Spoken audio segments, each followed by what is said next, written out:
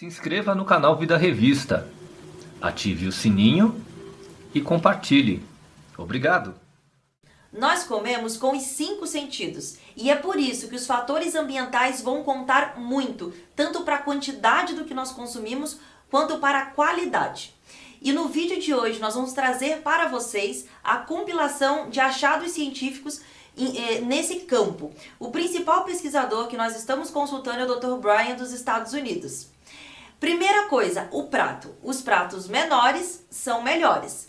Vocês vão perceber no exemplo 1 que o círculo em preto parece menor do que o outro círculo. E na verdade eles são do mesmo tamanho. É uma ilusão de ótica. É a mesma coisa que vai acontecer quando você colocar a mesma quantidade de comida num prato pequeno ou num prato maior.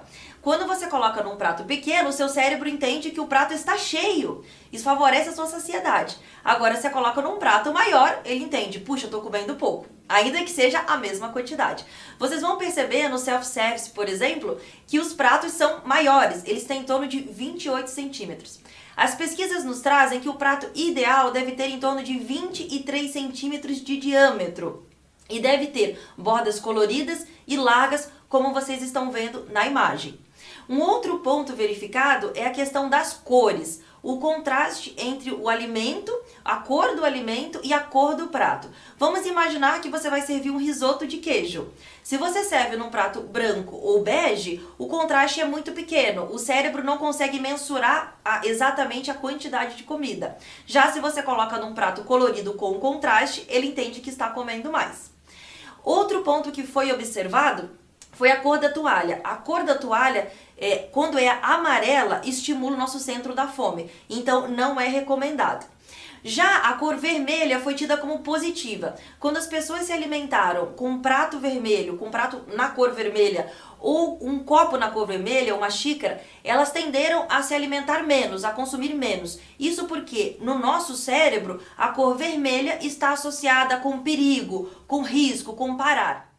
Um outro ponto importante foi em relação aos copos. Verificou-se que copos mais altos e finos fizeram com que as pessoas consumissem menos do que copos baixos e largos. E em relação aos garfos, parece até ser contraditório, mas eles perceberam que garfos maiores fizeram com que as pessoas consumissem menos.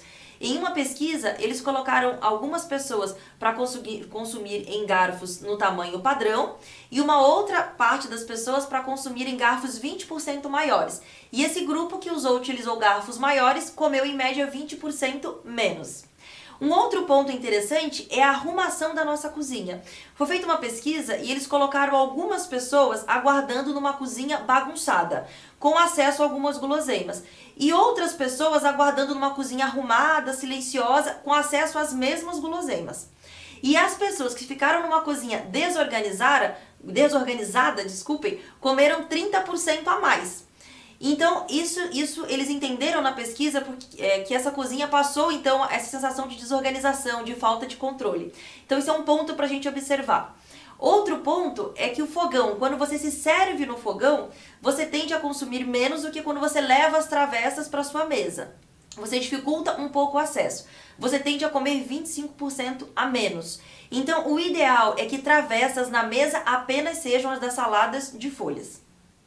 Outro ponto importante, que nunca é demais falar, não é interessante que a gente coma com distrações. Ou seja, a gente coma com a televisão ligada, a gente coma olhando o celular. É óbvio que de vez em quando a gente vai fazer, mas isso não pode ser frequente, porque a distração ao se alimentar faz com que a gente consuma, em geral, 30% a mais de alimentos do que se você estivesse com atenção plena. Então, ouvir o som da mastigação também ajuda você a fazer o seu mecanismo de saciedade.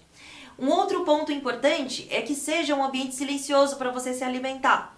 A nossa saciedade, o nosso mecanismo de saciedade, ele demora em média 20 minutos para ser completado. Por quê? O hipotálamo é acionado, ele produz um hormônio e até que meu cérebro entenda tudo isso, eu demoro mais ou menos 20 minutos. Se eu como muito rápido, eu não tenho tempo e eu vou consumir mais, né?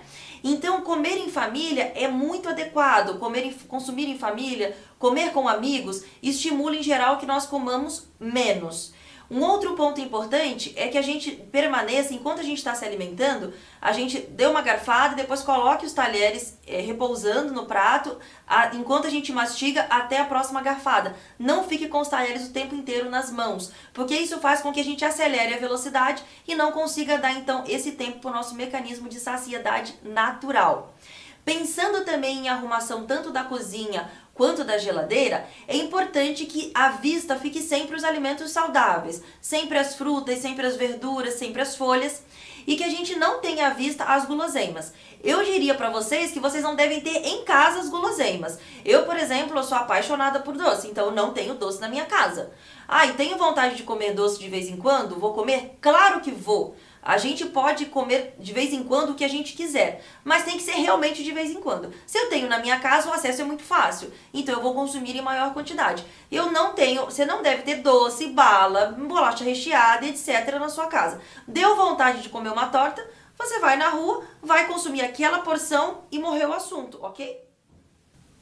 Pensando também no momento que nós vamos comer fora, quando a gente vai a um restaurante self-service, é interessante que você faça o seu prato e depois você sente longe do buffet. Por quê? O cheiro dos vários pratos vão estimular seu apetite. Então não fique nem perto do buffet e nem próximo da saída da cozinha. Um outro ponto importante é que você pode dividir os seus lanches, por exemplo, em porções. Foi feita uma pesquisa em que parte das pessoas receberam um sanduíche inteiro e parte das pessoas recebeu o mesmo sanduíche, mas dividido em 4 partes. Essas pessoas que receberam os lanches em 4 partes consumiram depois menos alimentos, porque depois desses sanduíches tiveram a oferta de outros alimentos, mas quem consumiu um sanduíche inteiro consumiu mais alimentos do que os que consumiram esse sanduíche em 4 partes. Isso porque o nosso cérebro entende que eu comi 4 alimentos e da outra forma que eu comi apenas um alimento. Um outro ponto muito importante é o sono. As pesquisas mostram que quando a gente não dorme bem, a gente se sente sem energia.